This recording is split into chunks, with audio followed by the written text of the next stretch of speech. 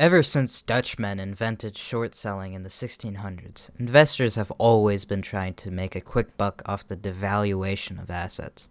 I believe that this hasn't been more true anywhere but the Chicago Mercantile Exchange.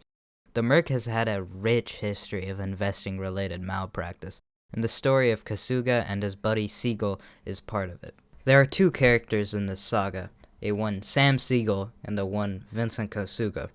Sam Siegel was the son of an Orthodox Jewish rabbi who owned a cold storage facility in Chicago's suburbs.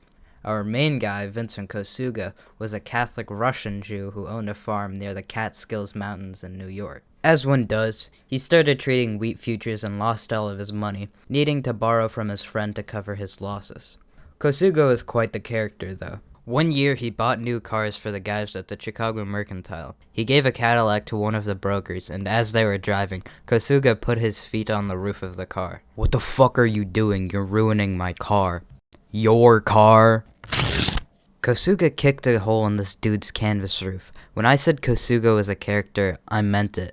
In the fall of 1955, Kosuga and Siegel bought enough onions and onion futures to control 98% of the supply of onions in Chicago. When the market for onions was high, Siegel and Kosuga called up the big onion cabal and said, "You will buy some onions, so we'll keep the price high." If the cabal chose not to buy onions, Kosuga and Siegel had the power to collapse the entire market.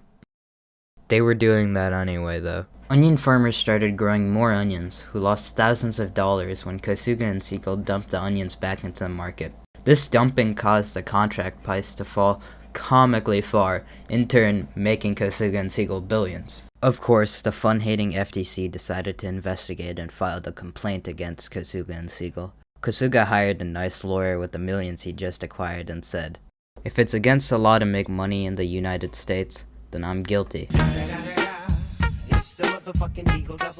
Of course, Congress also hates people having fun, so they decided to do something about it. Gerald R. Ford of Falling Downstairs fame introduced the Onions Futures Act, which outlawed futures trading on onions. Kosuga went back to New York and started a restaurant called the Jolly Onion Inn. He also became Pine Island's best philanthropist. I'm not sure what happened to Siegel, as I couldn't find any information about his life. In conclusion, never let poor people drag you down.